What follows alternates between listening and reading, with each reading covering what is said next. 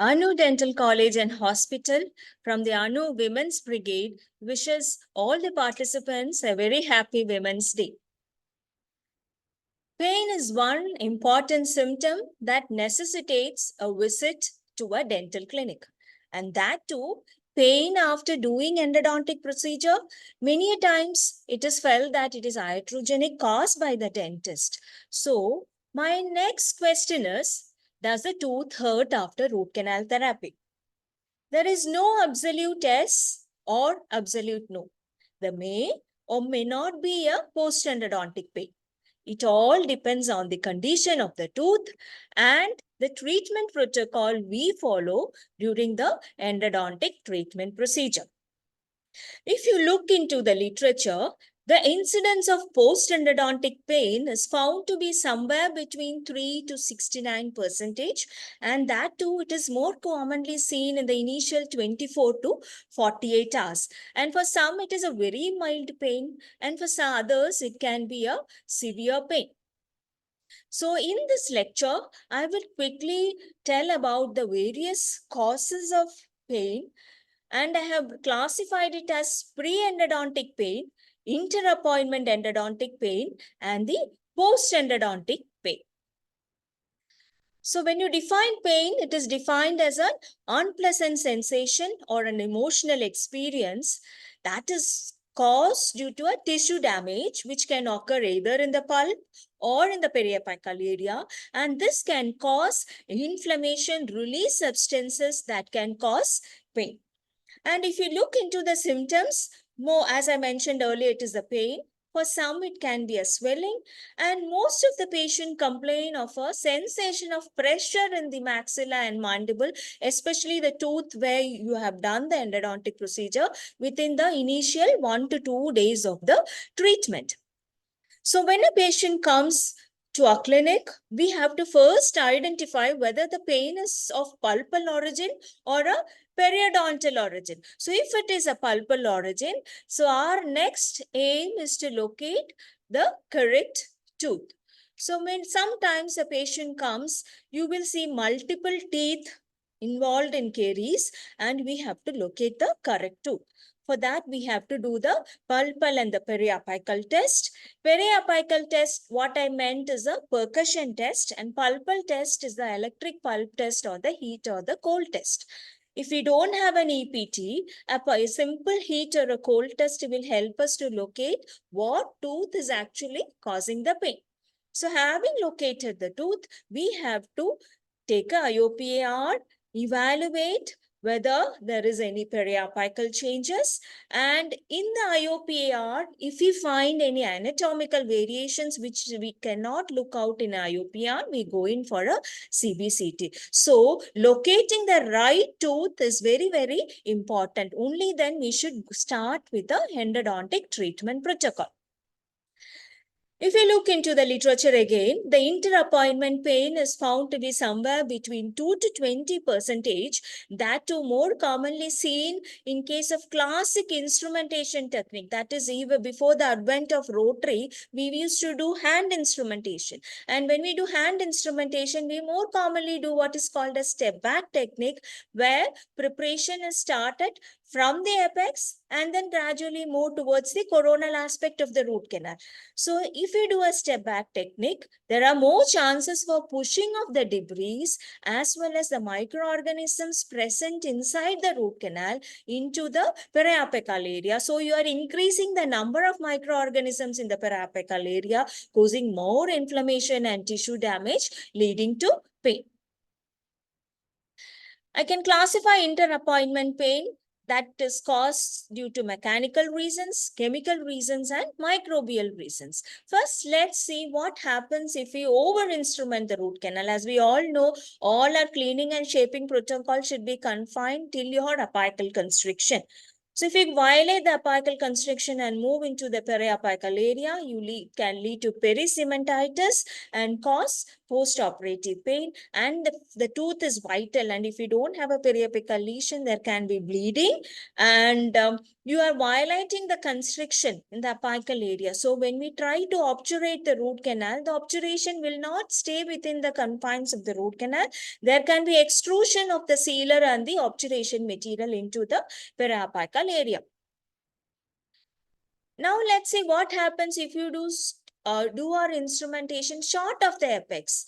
Right. So what happens if it is a vital tooth? Some amount of pulp will be still remaining within the apical portion of the root canal, and that can trigger inflammation and cause pain. So when you do a short instrumentation, you have to ensure that you have to renegotiate, re-instrument, and repeat the irrigation protocol. So to be on the lighter side, many of us would have seen radiographs where obturation comes short of the apex like this, and the patient is totally asymptomatic. Why does it happen? That happens because there are no microorganisms in the apical area. So there is no inflammation and the patient is asymptomatic. So that doesn't mean we can leave instrumentation short of the apex. It is always mandatory that you have to do your cleaning and shaping protocol up to our apical constriction. So why now the next thing is how to get the correct working length. As we all know, working length is the distance from the coronal reference point to our apical constriction. For an anterior teeth, it is an incisal edge, and for the posterior teeth, it is the cuspal tip. And when you take a radiograph after putting your file, we would always want to see the file exactly at the apex. So if you see into this radiograph, in the apical portion of the palatal root is masked by the anatomical structures such as diagoma, and there is maxillary sinus which is obstructing the apex of the distal root. We would always want to see that apex very clearly. Only then we will be able to see the apex, the file at the apex. Similarly, for a maxillary premolars, the buccal and the palatal root tend to overlap, and we would want the two apex to be seen separately when you put a file inside the root canal. So now I will give a few clinical tips which will help us to get better presentation at the apical area. One is a slight increase in vertical angulation by 5 degrees will give a sharper image at the apical third. And also for maxillary premolars and mandibular molars, when you want to have the roots separately, a slight mesial shift will push the mesial root more distally so that you can see both the mesial and the buccal and the distal root more separately. And the reference point is again very, very important. When you work on a posterior teeth, the reference for it, for example, if it is a mandibular teeth, for the distal canal, the reference point can be either on the mesial aspect of the root or on the distal aspect of the tooth. That also has to be noted down in the chart. Only then we can assure that your obturation is exactly up to the apical constriction. Again, to avoid this confusion at the apex locator is mandatory. If you use an apex locator, the overlapping of the buccal and the palatal root in the maxillary premolar can be avoided. So when I was just inquiring different dentists whether they use an apex locator, some of them said that they are not getting the correct apex. Again, why does this happen? This can occur due to the excessive irrigants inside the root canal, such as sodium hypochlorite, and also due to profuse bleeding inside the root canal when you try to extirpate the pulp. Those things can give a false reading. And also, isolation is mandatory. Rubber dam is what is recommended. And if you don't have a rubber dam, at least a proper cotton roll isolation is mandatory, because with this saliva can act as an electrolyte and give a false reading. And also, we have to validate the measurement. If you have taken the working length in the apex locator as 21 mm, repeat that again and ensure that it is 21 mm, or else you can get a false reading. Similarly, inconsistent readings can also occur due to any metallic restoration and things like that. So when you're using an apex locator, such overlapping can be avoided. So when we do a working length determination, first it is always preferred to take a radiograph, evaluate, and then reassure with apex locator. Use both so that you can get the correct working length.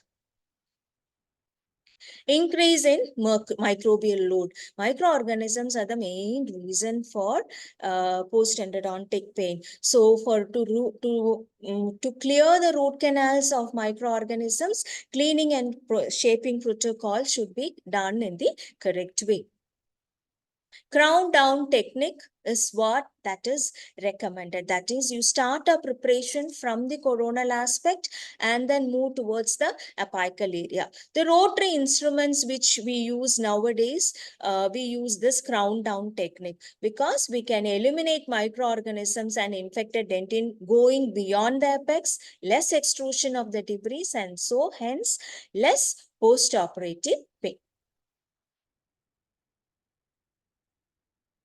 Moving on to the irrigation protocol, irrigation has taken a very important role in nowadays. We have to take a correct working length and we have to use correct irrigation solution. Only then we can remove the debris and the microorganisms from the root canal.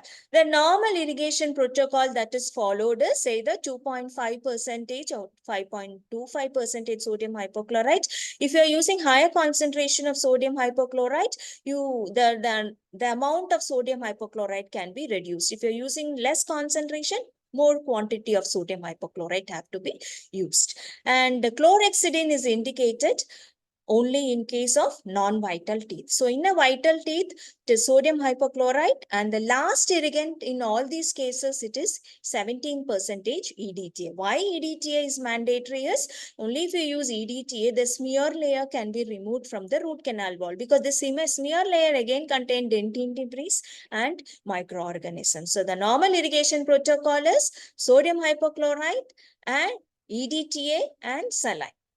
A word about irrigant interactions. So after using sodium hypochlorite, when we move to EDTA, wash the canal nicely with saline, remove all the sodium hypochlorite and then use EDTA.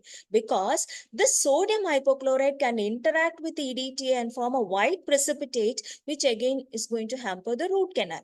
Similarly, the sodium hypochlorite can interact with chlorhexidine and produce what is called as parachloroaniline, and which is found to be carcinogenic. So after each irrigant solution, wash the canal nicely with saline and then go for the next irrigant. And again, under irrigation protocol, I would like to insist on using luer lock syringe. Why luer lock syringe is? Only in luer lock syringe, the needle will get tightly attached to the syringes. And in the syringes, we have two types, open-ended needles and closed-ended needles. And in open-ended needles can be either beveled or notched. For giving local anesthesia, we used beveled needles. For irrigation protocol, what is recommended is closed-end needles. This closed-end needles can be a single side vented. You see the opening on the side of the needle. It can be double side vented needle or multi-vented needles. Why this closed-ended needles? When you use an open-ended needles, there is always a chance for pushing the irrigating solution beyond the apical area. That too, we all know that sodium hypochlorite is an high irritant when it reaches the periapical tissue. So, if you use a closed-ended needle, we can avoid irrigant moving out of the apical constriction. And when you use a closed-ended needle, you have the liberty of taking the needle as close to the working length as possible.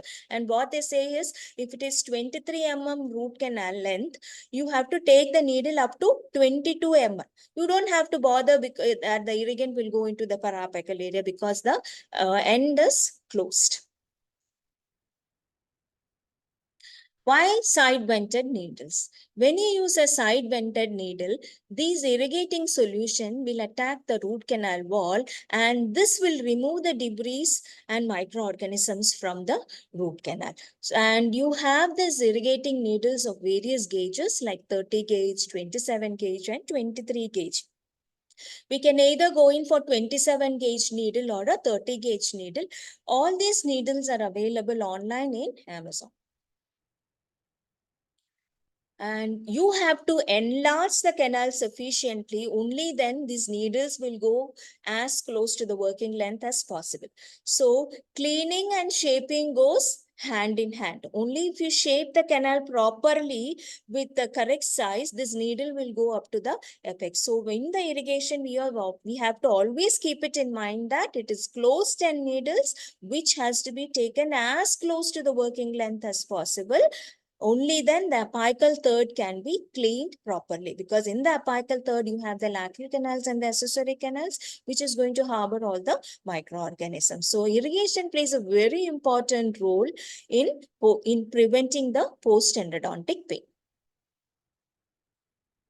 A word about initial patency filing and glide path. What is patency filing?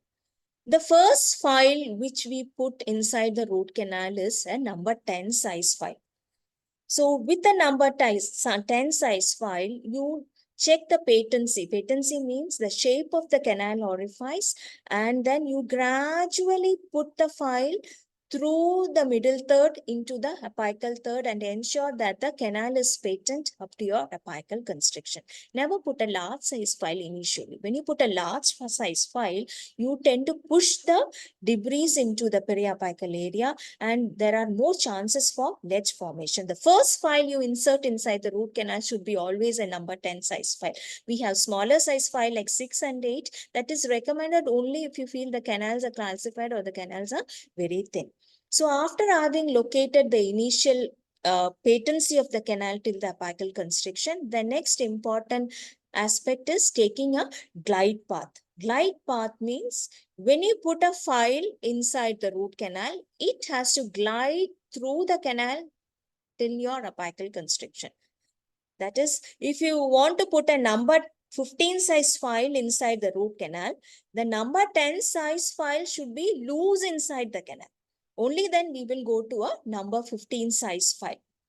Okay, so initial patency filing and a glide path play a very important role in prevention of pushing the debris into the periapical area. And if you're using a rotary, a minimum glide path of 15 size file should be done. Only then we will start with a rotary. And there is something called as host resistance.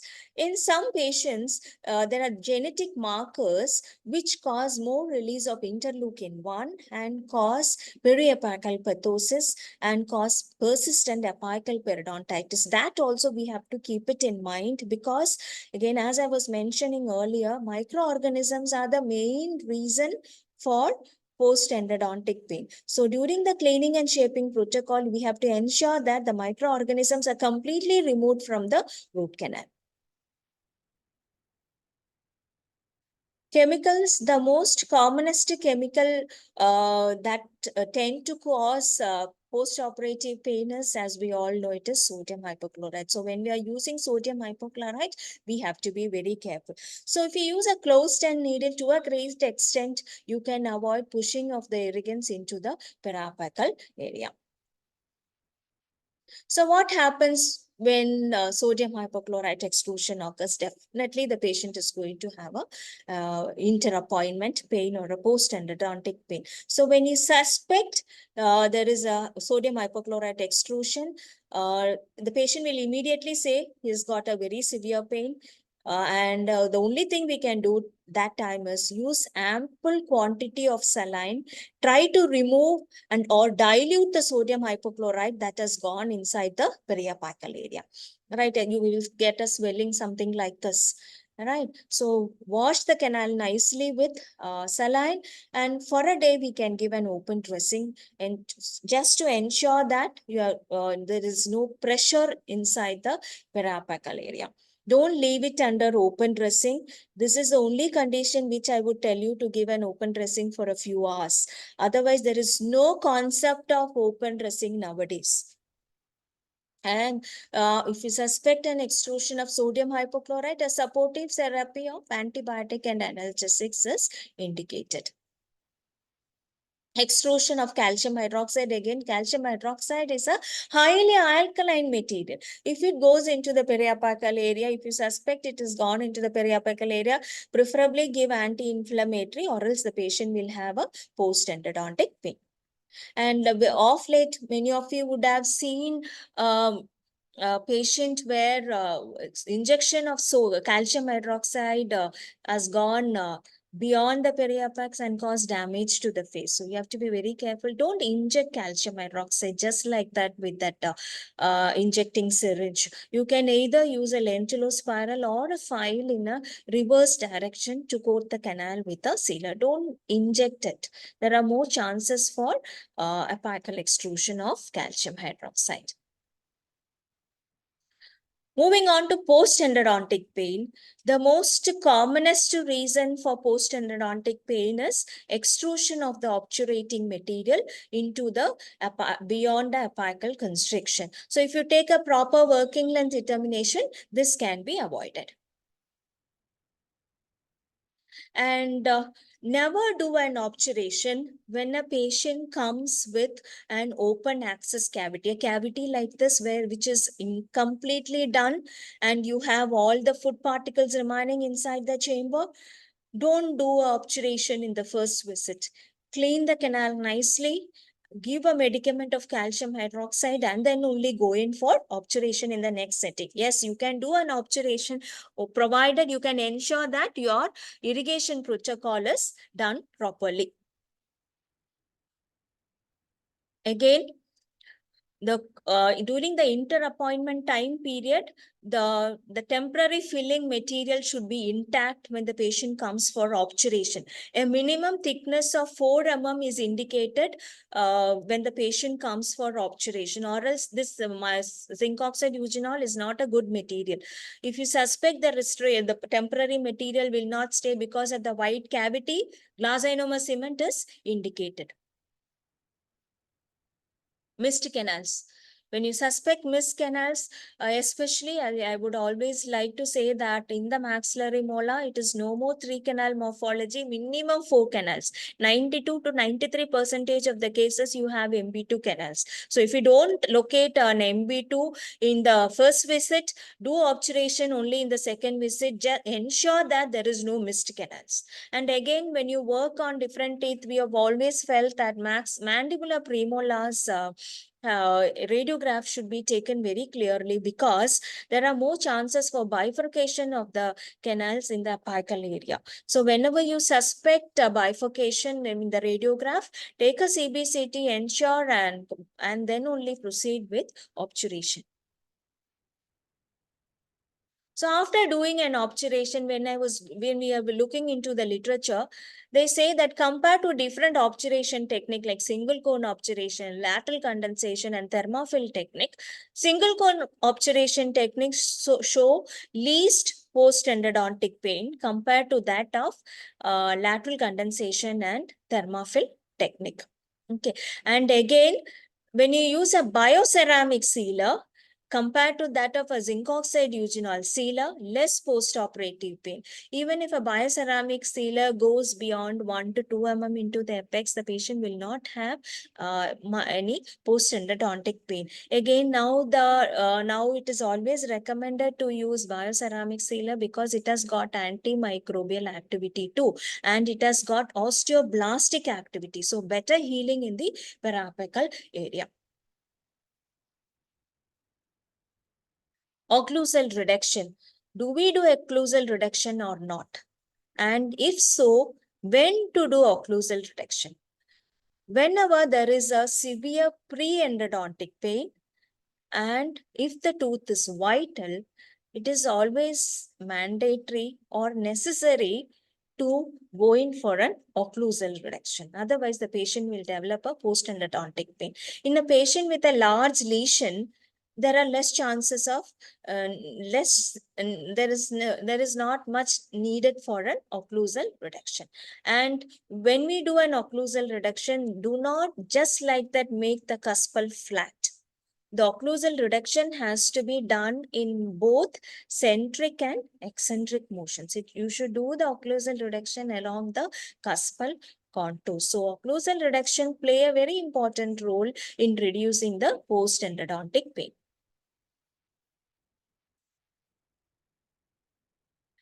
Many a times we see patient coming with discolored teeth. Patient will not have any symptom, totally asymptomatic. Right. We take a radiograph and we will tell the patient that the tooth is non-vital. We have to do a root canal treatment and then go in for a crown. And when we work on an asymptomatic teeth, we have to, and a non-vital teeth, we have to keep it in mind that your cleaning and shaping protocol should be is very much important, because in a non-vital teeth, it is a mixture of aerobic and anaerobic microorganisms. When you do an access cavity preparation, the moment the oxygen gets inside the root canal, the anaerobic microorganisms will die.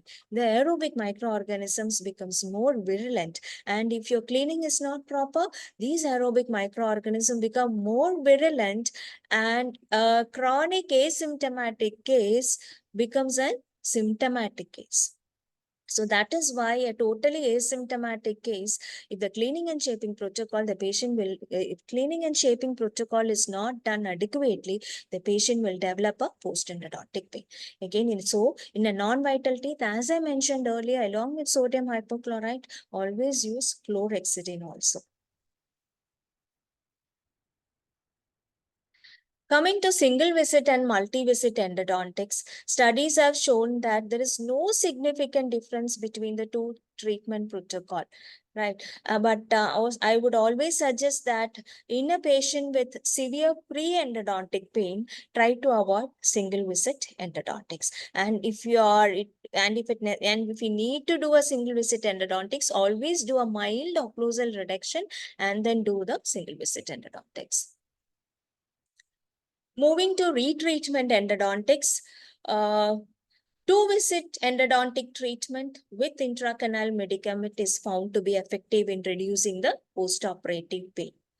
Right. So first visit, cleaning and shaping, remove all the obturating material, ensure that the obturating material is completely removed, place a medicament of calcium hydroxide and do the obturation in the next visit. So for retreatment endodontics, it is always mandatory to do it in a two-visit protocol. So what are the serious complications we come across after obturation? One is a abscess or a swelling. If you feel the patient comes with an abscess or a swelling, and if it is pointed, a mild incision will relieve the pressure and reduce the post-endodontic pain. Take a radiograph and see. If our obturation is short of the apex, redo the endodontic protocol completely. Again, remove the obturating material, redo the cleaning and shaping, and then place a calcium hydroxide medication, do the obturation in the next visit. When you look into the order of post-endodontic pain, the most commonest reason for post-endodontic pain is presence of occlusal contact. That is why I said when we work on a vital teeth with pre-endodontic pain, always do occlusal reduction in the centric and eccentric motion. Next comes, as I mentioned, preoperative pain, tooth tender on percussion, presence of periapical radiolucency, and the tooth type. They say that mandibular teeth, more chances of post-endodontic pain compared to that of the maxillary teeth, because as we all know, mandibular teeth is more of a compact bone, and presence of previous endodontic treatment.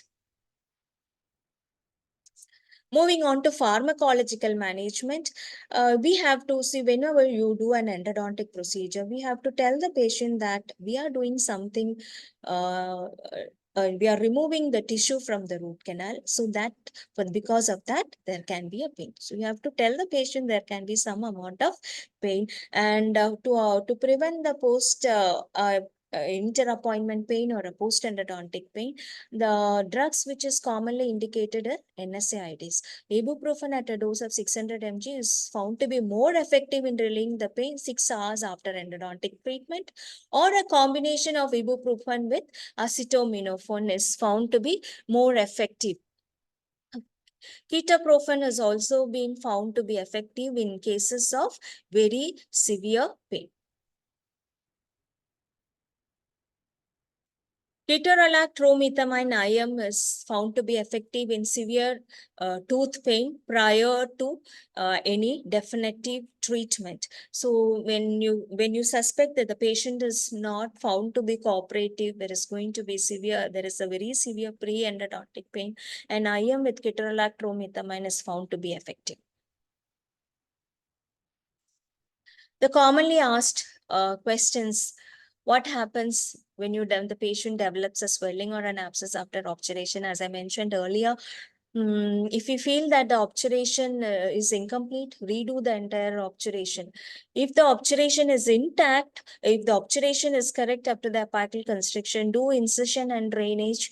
Wait and see if it subsides, leave it off, or else we have to do the endodontic protocol again. Can we give an anesthetic injection in case of a swelling? Never give an anesthetic solution into the swelling, because that is going to aggravate the spread of infection, right? We can give an LA around the swelling. And can prophylactic antibiotic be given to prevent flare-up? Studies have shown that antibiotics is ineffective in both asymptomatic and symptomatic teeth.